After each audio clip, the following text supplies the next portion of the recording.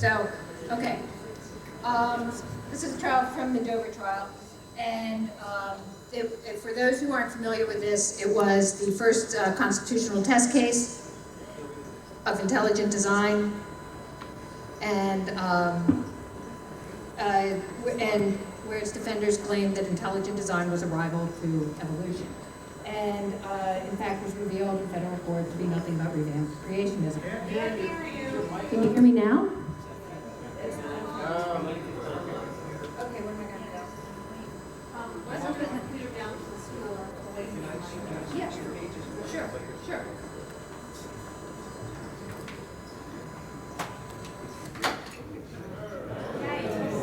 That's better.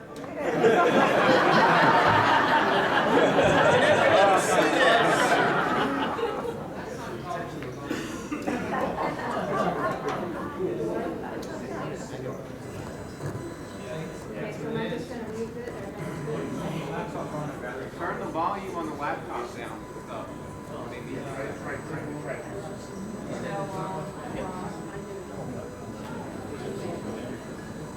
All right. Well, if you guys aren't going to hear me, maybe I should just... Okay, all right. Is it...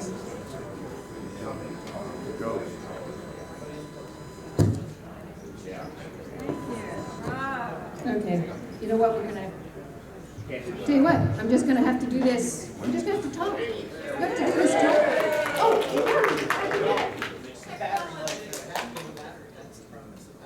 it's gonna go dead in a couple minutes. So, okay, all right, here, we're just gonna, if you wanna just switch and we'll go till it goes dead, and then I'm just gonna keep on talking, Okay. all right? Okay.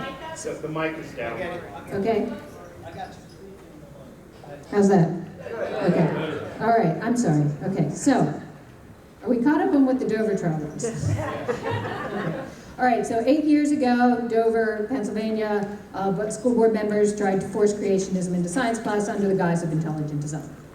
11 parents and filed suit, supported by a group of teachers who understood what science education was. And they sued in federal court, and it was an amazing trial. And after it was over, Judge Jones, the judge, federal judge in Harrisburg, our state, decided that it was nothing but revamped creationism. Back then, I was the education reporter for the York Daily Record, which was one of the 2 newspapers in the local area. And for those of you who don't know me, I covered the trial. And I don't come from a science background, but I just became totally enamored with this case. Everything about it. So much that when it was over, I decided I was going to write a book about it. And I got, when the New Press said that they would publish my book, I went to my editor and asked for some time off, my editor at the newspaper, and said, look, I need some time off to do this. Please give this to me, because most of the times newspapers like it when their reporters do books about their cases. They were very upset with me because as I was told, that it would offend our conservative readership. So I quit.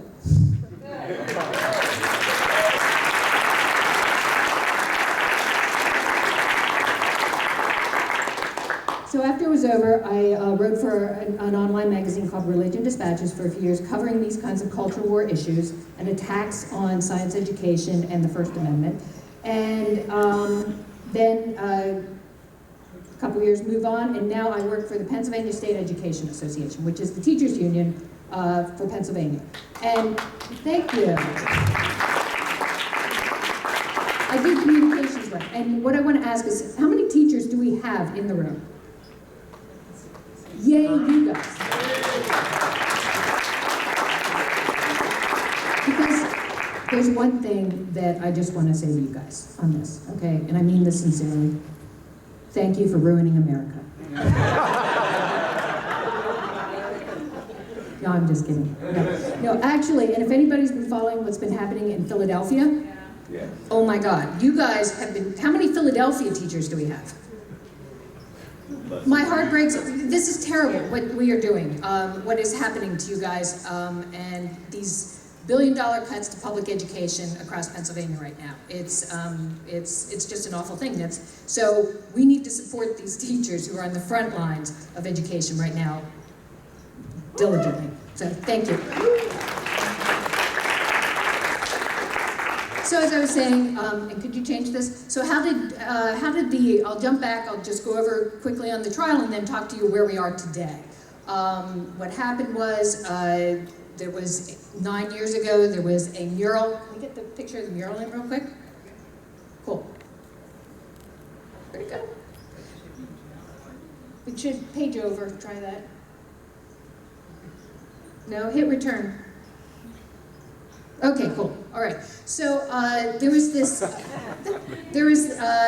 How this sort of started was that there was a student who, for his graduation project, Zach Strasbaugh, did a painting for his graduation, and it was he wasn't a real good science student. He didn't really, but he always accepted that evolution was existed, and so he spent a lot of weeks working on this painting, which he donated to the science wing.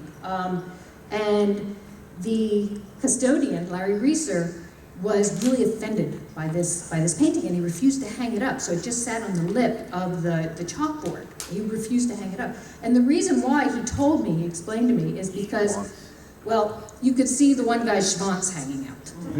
He's a Pennsylvania Dutchman. And I'm not sure, I think he means this guy. I don't know, I've tried to figure it out, I'm not sure exactly. But somewhere there's a schwanz in the painting.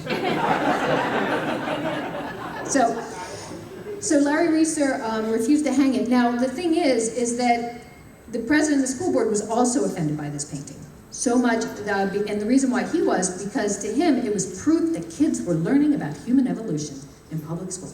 And he could not believe that. So he decided he was going to get creationism into science class. That was his goal. And by the way, for those who don't know this part of the story, before it was over, before the trial even started, Lauri Lebo, took this painting, as he told me, out into the parking lot, and he set it on fire. Yes. So, all right. Could we go on to the next one then? All right. So, what happened then in 2004 at some public school meetings, there was, as Bill Buckingham was in charge of getting the new science books, he was on the school board, and he was in charge of the book purchasing. And so he decided that he refused to buy the new textbooks. And the reason why, and it finally came out at a public meeting in June 2004, because as he told the group of people in the audience, there were about 100 people, it was laced with Darwinism. And then he went on to talk about why this was such a serious thing. And he said at these public meetings, 2 public meetings in 2004 before 2 newspaper reporters, I was not there, he said, well, because somebody died on the cross, won't somebody stand up for him? So, they were 2 newspaper reporters reported this quote, also that men in black robes were destroying America. And then about a month after that, they stopped talking about creationism. They spoke about creationism at this meeting, then they started talking about intelligent design. And the reason why that's relevant to this story is because, as we know, from 1987, the US Supreme Court case of Edwards versus Aguillard, creation science was ruled unconstitutional in public schools. So what happened was they wanted to talk about intelligent design. However, since they had started talking about that, in their depositions to the attorneys who were seeking an injunction because they were going to show the religious motivation, the board members just said, no, we never talked about creationism. They just outright lied. So it had to go to trial. And then what happened was the 11 parents who had sued, the trial came in 2005, and it was the most amazing story I've ever covered in my life. It was fascinating. And as Margaret Talbot said, it was like the biology class you wish you could have taken. All right. Now, the thing that was really interesting to me as part of this story was, and this is Michael Behe, who was the shining light of the intelligent design movement at the time. He's a scientist at Lehigh University here in Pennsylvania, and he was being cross-examined by Eric Rothschild. Now the part to me that was always so resonating was just like evolution, what causes evolution to happen would be, one example would be natural selection, right? That is what causes. And Michael Behe, with intelligent design, would talk about what was the proposed mechanism of intelligent design. I always wanted to know, just like evolution has natural selection and sexual selection and genetic drift, what caused intelligent design to happen? And he could only say, when Eric Rothschild was grilling him over and over and over again with cheerful mercilessness, that intelligent design's only claim is that it focuses exclusively on proposed mechanisms of how complex biological structures arose. And Eric said, yes, but how does that happen? How does this work? And finally, he could only say, we can infer intelligent design being caused by the purposeful arrangement of parts. Over and over. So what it came down to was the science will only take you so far. In the end, you have to have faith in this because there is no mechanism. So I just want to point that out because so often we have heard so many times how science stole people's faith, right? I mean, don't we hear that all the time? As a matter of fact, there was just an article in Salon last week about the one scientist who's talked about how his science destroyed his faith. And I'm like, well, that's bullshit.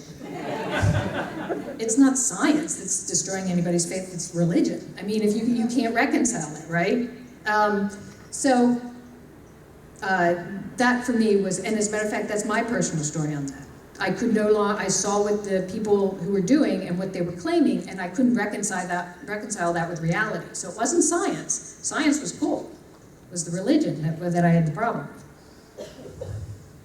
All right, if we're still going, still lasting, keep going. All right, so this was my favorite quote this is one of the plaintiffs, a father. He was asked how he was harmed during the trial. And he's a mild-mannered guy, he's a member of the Rotary. He's a Republican. And he was asked, how were you harmed? And he said, well, what am I supposed to tolerate? And he said it in a very calm voice, but he got more motivated as he spoke. A small encroachment of my First Amendment rights? Well, I'm not going to. And the hair stood up in my arms during this trial. Just stood up. I could not believe it. And I talked to other reporters who were in the room, and they felt the same way. And it's because these First Amendment cases aren't just the subject of this, dispassionate courtroom debate. They are intensely personal. They are people, our stories in our small communities, that these issues take place. And they hurt. They divide communities. And we're a nation founded on democratic principles. And so I think we have this innate sense that teaching children both sides of the debate is fair. I mean, that resonates with us. But of course, as we know, when one side's a lie, you can't teach. It's the same thing with journalism. Fair and balanced, you teach one side. If you teach that they're both equal and let the readers sort it out, you're really doing a disservice to your people. Of course, in addition to this story, the other heroes were the teachers who had once tiptoed around teaching evolution because of their fear of stirring up a hornet's nest. And 2 of them were preachers' kids. But they refused to teach intelligent design because they knew it wasn't science. And so they stepped up with the help of their union rep, and they crafted a really good statement on why they would not do that. So, all right. So after the Dover trial, and Judge Jones, and I'm sorry, I should have said that, he decried the breathtaking inanity of the school board's attempts to get religion into science class. You can switch. I thought things were going to get better. It was right after the Terry Schiavo case.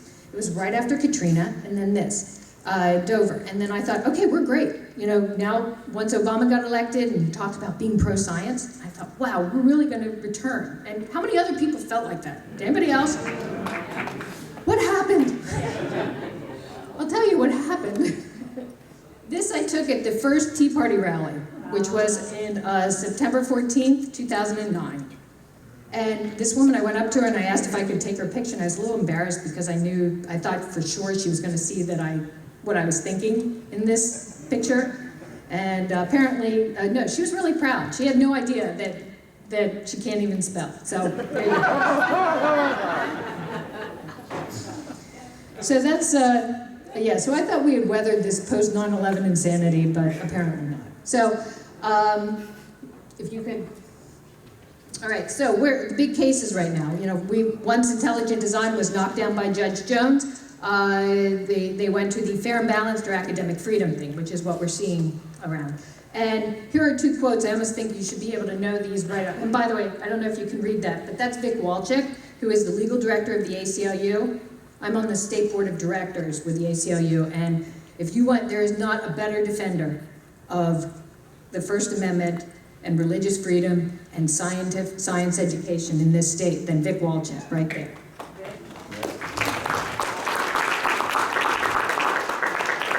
And I love his t-shirt, creationism, it's just easier.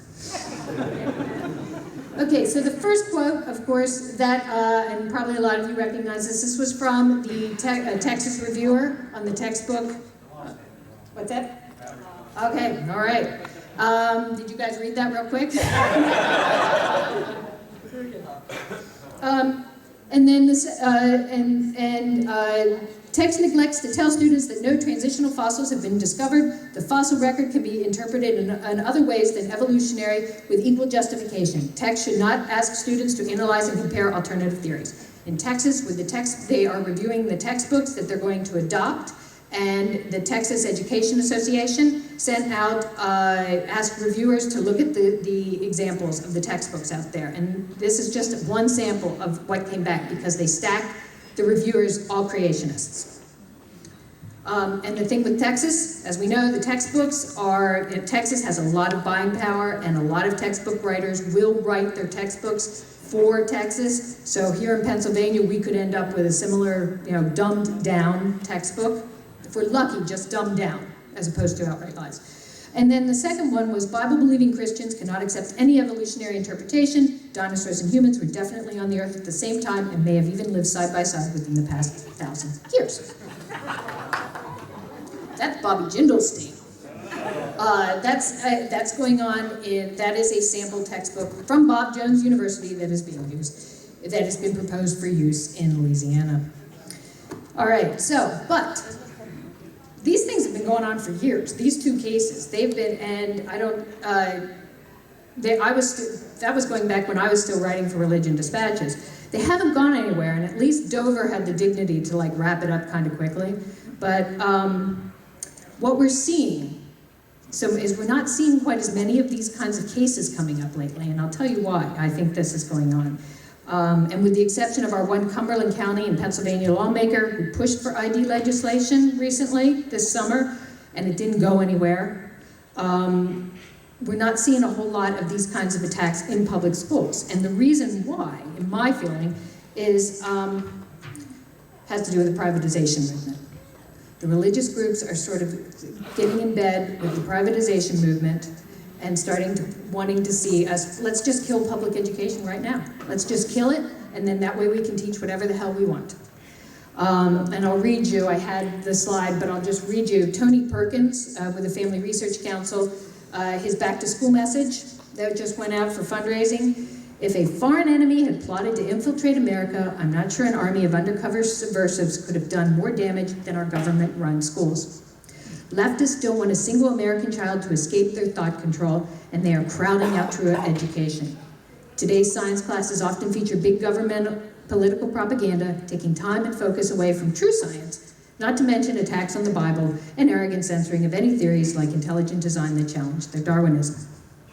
And basically this fundraiser letter was a call to support privatization efforts going on of our public schools.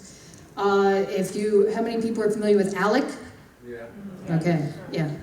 They're behind the American Legislative Exchange Council, which is the big corporate front group that gets sample legislation for our lawmakers. We've been seeing it since 2010. We've been seeing a lot of it, including the Stand Your Ground one. They are totally behind all these privatization efforts. While vouchers were defeated in Pennsylvania, religious right groups, of course, like the Catholic Church, poured millions of dollars into supporting that. And we're still seeing this with the charter school movement that's going on right now. Governor Corbett is intentionally, and if anybody thinks this isn't true, I'm just telling you, You're wrong. Governor Corbett is intentionally strangling public education. He cut $1 billion in Pennsylvania from public education in 2 years. Oh, yay. How did you do that? Flash drive, moved it over to her computer. Cool, because I have a video if we can still, and anyway, so, okay, cool, it's my last slide if we, all right, so, where are we here? Governor Corbett's single largest donor is with the Chester Upland Charter School. And he's also right now building the largest house in Florida with our tax dollars. So, but with the religious groups getting in bed with this on this one, like Tony Perkins and them, they hope to, we kill public education and then there is nothing that reins us in from teaching whatever the hell we want. So, and we're already starting to see some entanglements, religious entanglements with our charter schools. The Pocono Mountain Charter School is right now fighting back the revoking of its charter because the Auditor General's Office and the State Ethics Commission found that they were funneling about $1.5 million of taxpayer money from the school to a church run by the school's former head administration, Reverend Dennis Bloom. So there you go. All right. Okay. It should be the very last slide. Yeah, it's on there. Oh, there's something music is? Yeah. Yeah, it's the whole video. It's the one after this one. Cool. All right. All right. Well, just one. If we could just go back though, one. Right. We have to support public education. We have to support the teachers who are on the front lines of this. We really do. And this was written, Josh Rosnow of the National Center for Science Education. I saw this blog just last night when I ran across it. And it was for Labor Day. When a teacher calls NCSE for help fending off pressure from administrators who want to see creationism taught and climate change denied, the first thing we ask is, how's your union? Where teachers have a strong union, they have a ready defense against attempts to undermine science education. It's vital that we support the teachers in this. There are teachers who do teach creationism, but the unions have been very supportive of making sure that sound science education has been is taught. As a matter of fact, and I did not know this, Susan Epperson in Epperson versus Arkansas, the reason how she became a plaintiff in the case that struck down the Balanced Treatment Act was she was responding to a call from her union, the teachers union, who were looking for a plaintiff. And in Edwards versus Aguilar, both NEA and the American Federation of Teachers, yay Philly, filed amicus briefs arguing that Equal Treatment Act violated the First Amendment. So as a group, if we want to change the narrative of this fair and balanced crap, we have to support our teachers and our unions. Yep, and that's it. And I just wanted to show you, since I don't have any books to promote, my book to promote, I do have a project though that was inspired by my book and was inspired by the Dover trial, and it's just a real quick one. And it's What Would Supply Side Jesus Do? And it's, all right, it's coming soon.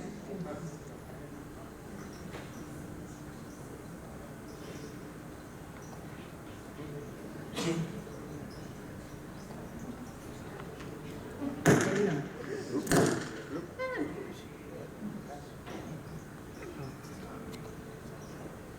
No?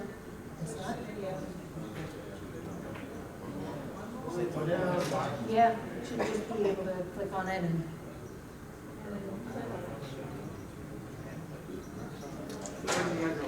You have to go from the slide presentation though. From the slide setting? Setup. Yeah. Now just...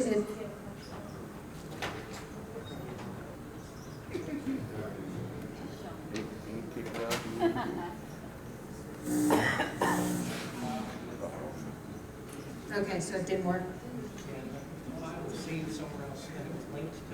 Okay, all right. Well, I apologize for that. I'm so sorry for all the technical difficulties. But yeah, so I want to reiterate my last point is that we need to support the people who are on the ground every day fighting these battles for us. Thank you.